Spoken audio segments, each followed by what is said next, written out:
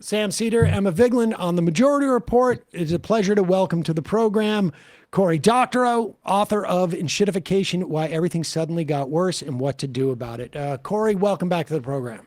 Oh, it's a pleasure to be back on. Thank you so much for having me. And congrats on the new book. It is, I had an advance copy, and it is awesome. And I have to say, like, the concept of enshittification you've been writing about for a long time, and it is, or it feels like it, maybe I have no sense of time anymore.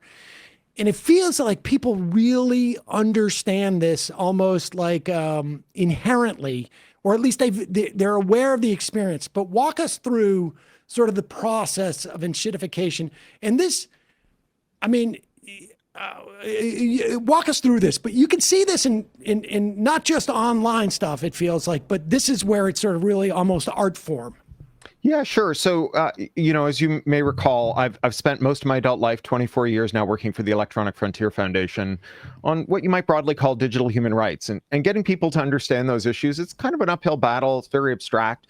So I coined this term enshittification. And it turns out that giving people like a minor license to be slightly profane is what it takes to get people to care about these very complicated technical issues. So enshittification proposes a kind of theory of platform decay, what it looks like when they go bad, why they're going bad at once now, and why it's so hard for us to leave them even after they turn bad, and then finally what we can do about it. And yeah, sorry, go ahead. No. Well, like I know that this happens sometimes with restaurants. Like, the people don't come in, they start to cut back on quality of stuff, and it starts the demise. But in this instance, this is almost like this is the plan. As opposed to like a restaurant, sort of like that's when they're struggling. This is the plan of essentially, this is the business plan. Well, I would say it's not so much the plan as the playbook, because I actually reject the idea that these guys had the executive function or forethought to lay in wait for us so long, leaving a platform that was good for a while. Maybe I should say, the characteristic pattern of enshittification is you have platforms that are good to their end users, find a way to lock those users in, then make things better for their business customers, find a way to lock the business customers in, make things worse for them, and then turn into a pile of shit. That's the enshittification thesis. And I don't think they have the long-term forethought. I think they're like too ketamine-addled and ADHD to do this. I think what happened was we used to have constraints where when these people got a bad idea about how to make things worse for us to make things better for them, they either realized or someone else convinced them that if they did it, they'd get punished, that competitors would swoop in, or that hard-to-replace employees would leave, or that regulators would clobber them, or that new technology would be developed, so something that made a 11-foot ladder to go over the 10-foot pile of shit they just thought of. And what happened was that over decades, as we got rid of all those constraints, the punishments that these completely mediocre, terrible people used to worry about, or that used to stay their hand, or that used to punish them if they didn't worry about it enough and they went ahead with it, then what happened was that these guys were able to yield to their worst impulses, and things just got better for them and worse for us.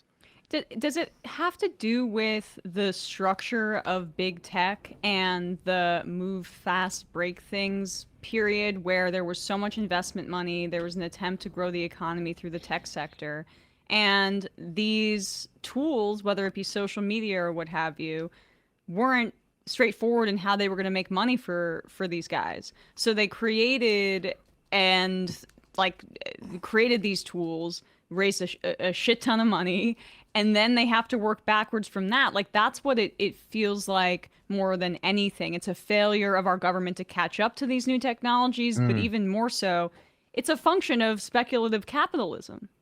See, I actually completely disagree. I think it's your book, I think it's so the regulatory tell me why I'm wrong. environment. So, look at Google. Google wasn't like not making money, right? It wasn't like Google was like getting an investor subsidy like OpenAI is now, and then just had to figure out how to turn the screws to make money. Google was the most profitable company in the history of the world. And then they made things worse. And so it wasn't because of an overinvestment trying to catch up. It's because policymakers, far from failing to keep up with technology, took decisions, right? Like we decided to stop enforcing antitrust law. So you have Google, which is a company that had one good idea in the previous millennium when they made a really good search engine and has had no good ideas since. Everything they've done successfully since then was a company they bought in defiance of antitrust law through forbearance for predatory acquisitions. And, you know, their internal measures are all things that failed. And we also let these companies invade our privacy. Again, that's not Congress failing to anticipate this. This is Congress just not acting. The last time Congress gave us a new federal privacy consumer law was in 1988 when Reagan banned video store clerks from telling the newspapers which VHS cassettes you had. That's why Google spies on us. It's not because they failed to catch up. It's because we let them merge to monopoly. We let the internet turn into 5 giant websites filled with screenshots of text from the other 4. When you have a cartel or a monopoly or a duopoly, they capture their regulators. Their workers were too short-sighted to unionize when they had a ton of power. And so to the extent that they were able to hold the line by saying, no, I'm not going to enshittify that thing I missed my mother's funeral to ship on time for you. And the guy across the street will give me a job if you fire me and try and make me do it. That, you know, went away as soon as supply caught up with demand. We've had 500,000 tech layoffs in the last 3 years. And we saw the monotonic expansion of IP law that makes reverse engineering, ad blocking, interoperable clients, alt clients, things that, you know, would allow technologists, whether working for startups or co-ops or individuals, to check those bad impulses. We saw them go away. So if I can give one little example here, in 1998, Bill Clinton signed the Digital Millennium Copyright Act. It's a law that bans reverse engineering. It carries a 5-year prison sentence and a $500,000 fine.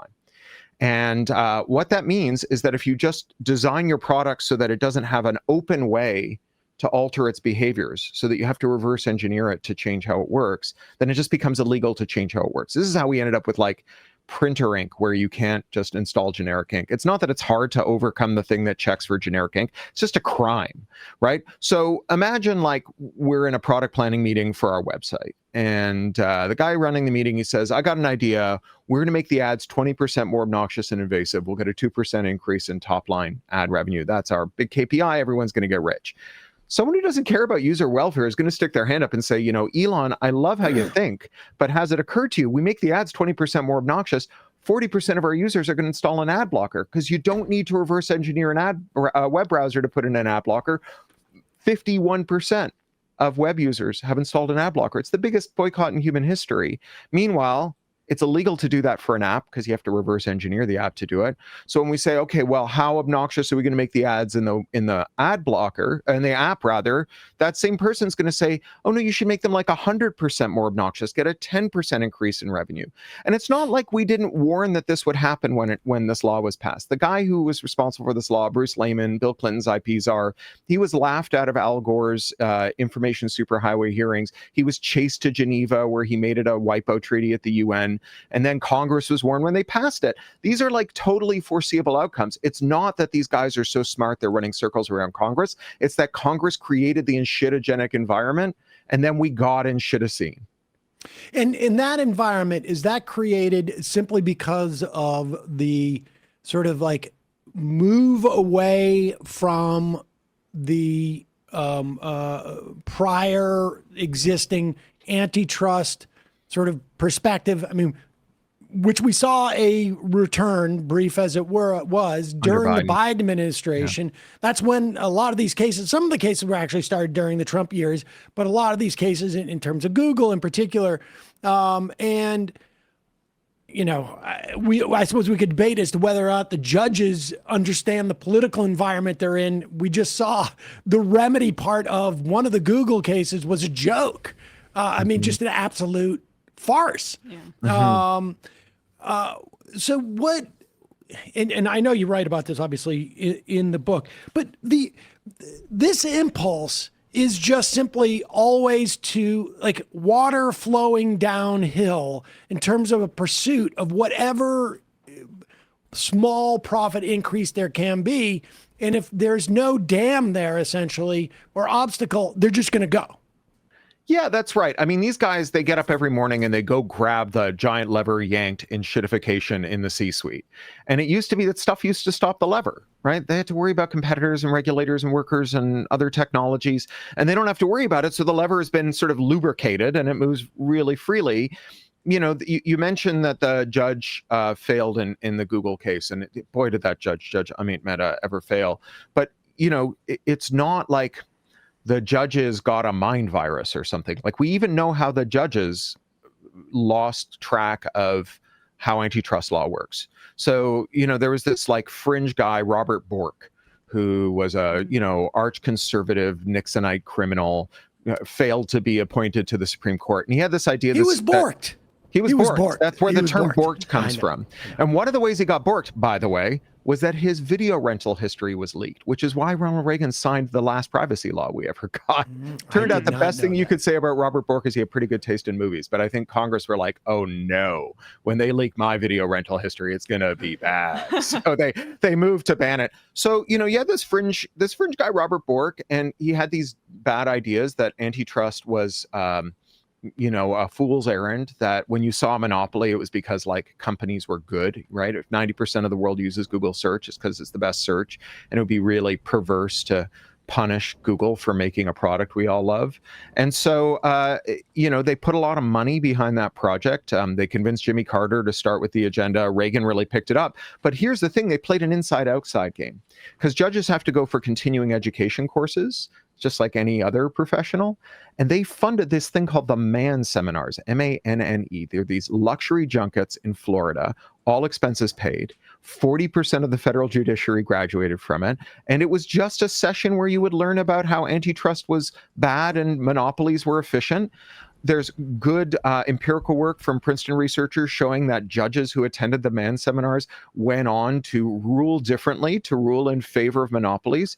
And it wasn't just those judges that were affected, because they created an edifice of precedent, right? So this was just like concentrated wealth, right? Like, again, it's tempting to think of this as like the great forces of history or an intrinsic function of capitalism or the iron laws of economics.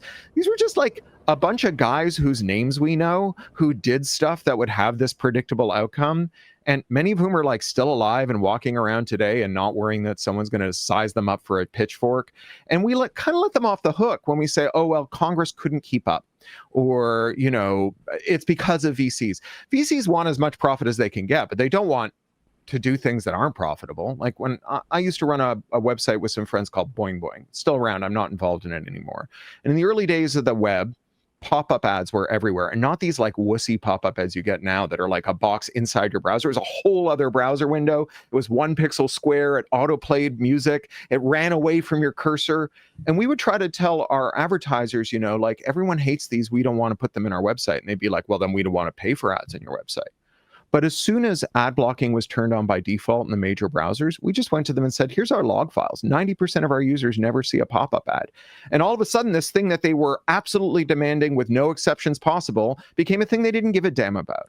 VCs only want the things that will make money for them. And the policy environment determines what the rest of us do when they enshittify the products we like. You know, when Mark Zuckerberg was tempting people off of MySpace, he didn't rely on them leaving MySpace, going to Facebook, and then waiting for their dumb friends to join them. He knew that they liked their friends more than they hated Rupert Murdoch. So he gave them a bot. It had a login and a password field. It would go to MySpace several times a day. It would grab everything waiting for them there, put them in their Facebook inbox. And you could reply to them on Facebook, push it back out to MySpace. And he just bled off their users. But, you know, the expansion of IP law over 20 years means that if you do that to Mark Zuckerberg, he will nuke you till you glow. And so, like, again, we told the people who made these policies that this was going to happen. They were like, oh, you're being hysterical. And here we are, the world's most mediocre billionaires in charge of 4 billion people's social media lives. Once that original sin is committed, right, where they think like, oh, you're exaggerating, we need to let this to be a fertile ground for growth, blah, blah, blah. Is it that much harder to get it back? I mean, a lot of what you talk about in the book is like, you know, the mass movements that we need to reverse things. But it's that much harder now too. I mean, on some level, right? Because Zuckerberg's spending a lot of money he no longer has to convince people as much.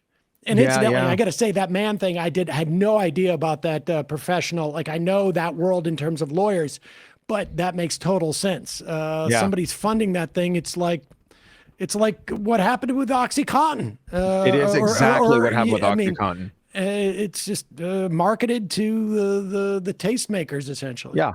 Yeah. That's exactly what happened. So, I mean, I think that sorry, I lost the question because I was thinking about let me OxyContin. rephrase it. Let me rephrase it. No. Just refresh me. Well, it was like, the obstacles that were faced in reversing it are far greater than maybe in the first place. Okay, I remember now. But Yeah. let me just add to that in that the environment we're going to be dealing with, if we get to a post-Trump era, like is going to have to be much more radical change. Like there's no returning back to where we were. Right. That's right. So I mean, talk about like. Sure. So look, the people who created our antitrust laws, right? The first one was like Senator John Sherman, brother of Tecumseh Sherman, the guy who burned Atlanta. They said if we wouldn't allow a king to rule the country, we shouldn't allow an autocrat of trade.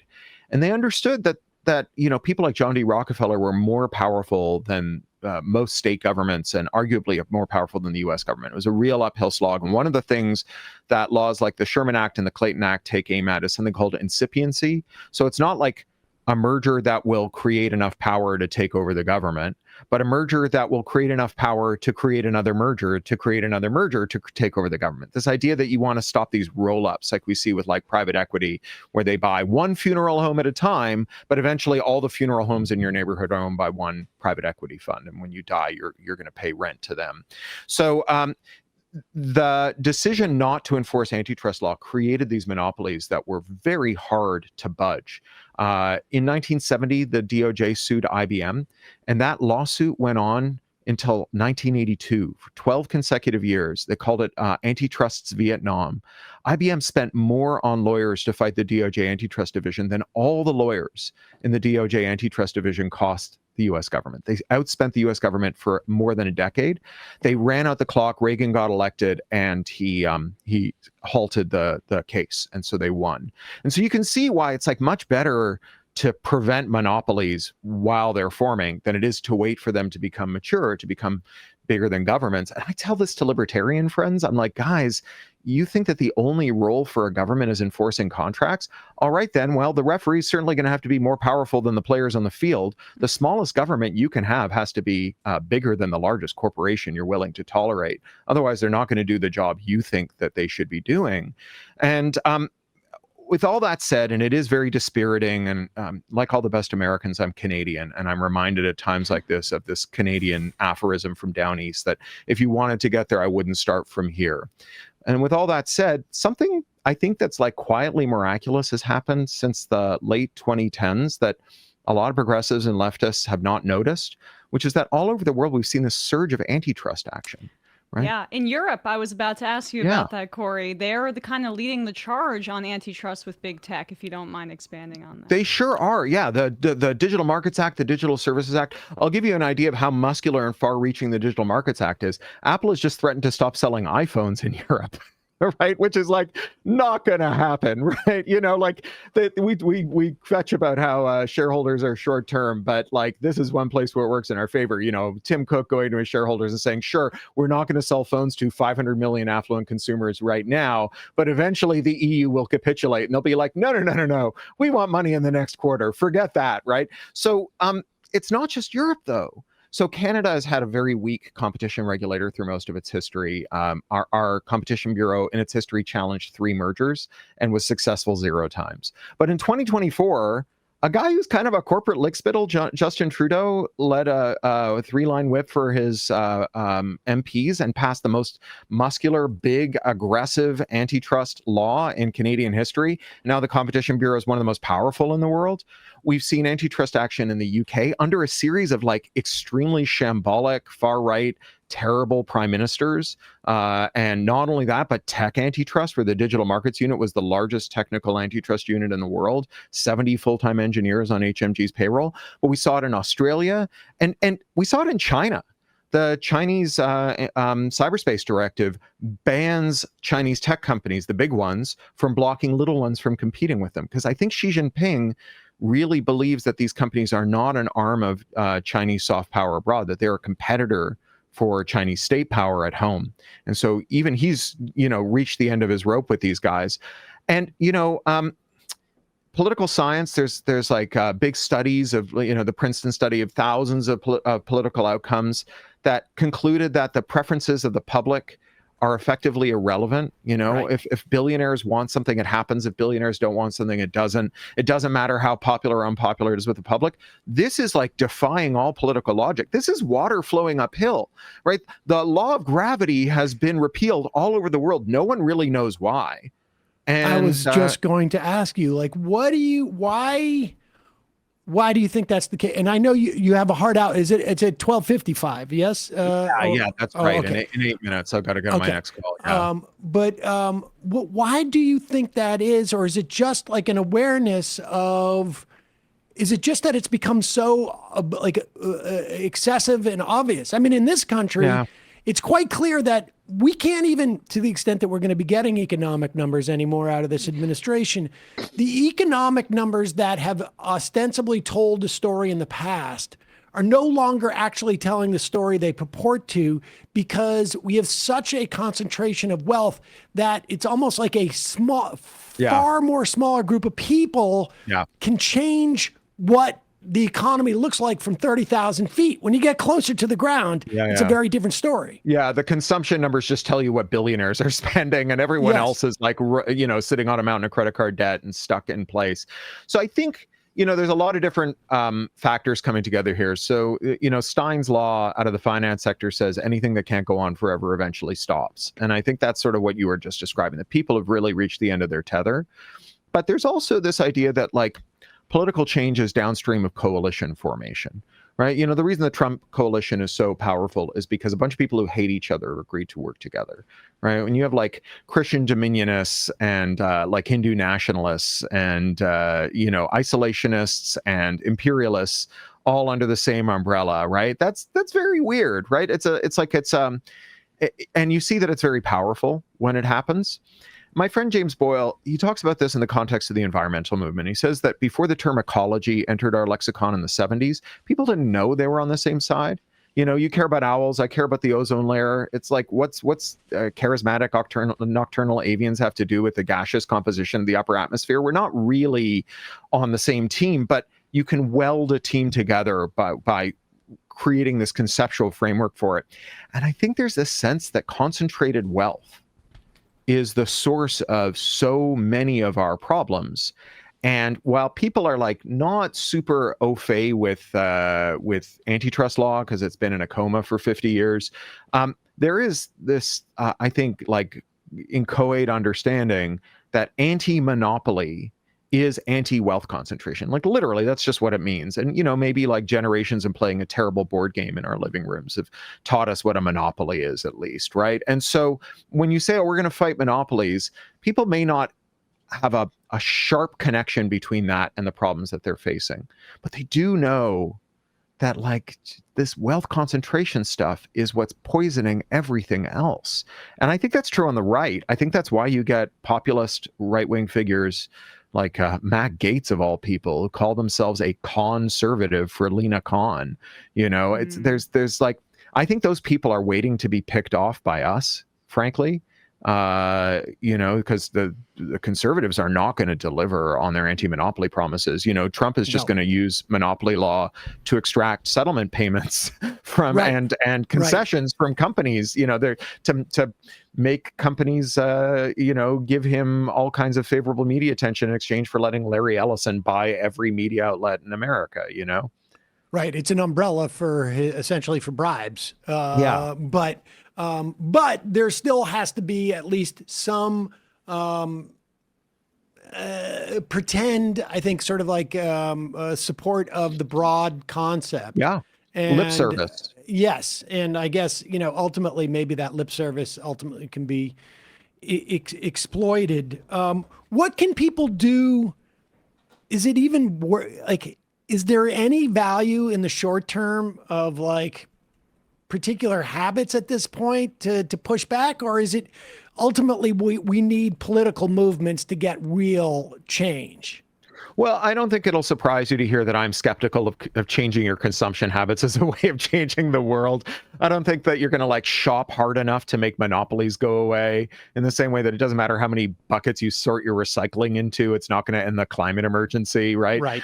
But you know, that's not to say that there aren't good reasons, personal reasons to change what you do. If like Twitter is ruining your mental health and you think Blue Sky will be better, by all means join Blue Sky or Mastodon. Not because like it's going to hurt Elon Musk, but because it might help you. And if, you know, if there's like a vendor you like, or like a artist or a performer, and you support them, that's great. You know, by all means, it's like helping someone put groceries on their table and a roof over their head to do something that makes you happy. Sure. Right. But it's not change.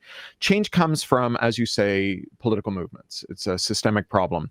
As I mentioned, I've worked for the Electronic Frontier Foundation for going on 25 years now. We have a national network of community and regional activist groups called the Electronic Frontier Alliance, EFA-EFF.org. Electronic Frontier Alliance from the Electronic Frontier Foundation. And they work on local stuff, things like facial recognition ordinances, limits on landlords colluding to raise rent using price sharing platforms, state laws on right to repair, all kinds of issues that are really striking at the way that monopolies insert themselves into your life personally, right? And there's a lot of room at the state level and at the local level to do this stuff. One of the interesting factors about today's tech monopolies that makes them different from, say, John D. Rockefeller and Standard Oil is that they do the same bad thing to everyone everywhere in the world. You know, John D. Rockefeller had a bunch of monopolies over like oil wells and pipelines and refineries in America and over ports in Germany. And when trustbusters in Germany and trustbusters in America talked to each other, they had nothing really to say except they didn't like this Rockefeller guy. But it wasn't like they could help each other with their case. Whereas now we get British tech regulators writing reports on abuses in the mobile payments market. You have European regulators turning those into laws and court cases. And you have those court cases being copied, translated, and pasted into successful cases in South Korea and Japan.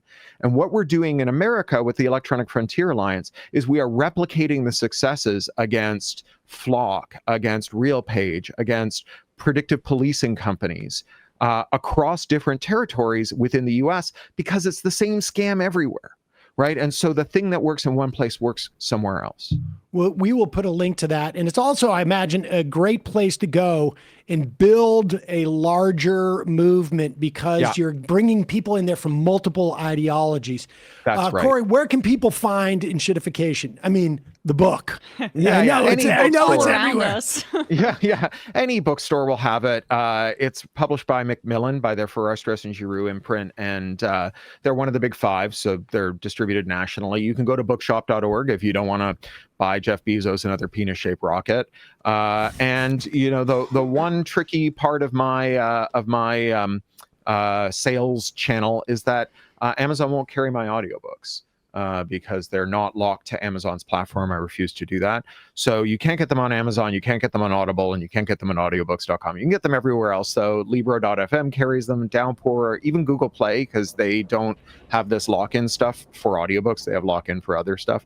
And you can get my ebooks and audiobooks from me, too. I have an ebook and audiobook store, craphound.com/shop. And it is the only place I know of in the world where you can buy an ebook from a major publisher that is a sale and not a license. You own it, you can sell it to someone else, you can give it away, you can lend it out.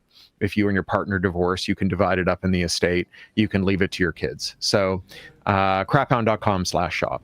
All right, we'll put a link to that as well. Cory, really appreciate your work always, and thank you so much for coming on and talking. I appreciate having me on. We'll have to do this again when we have more time. I got to get on my next call.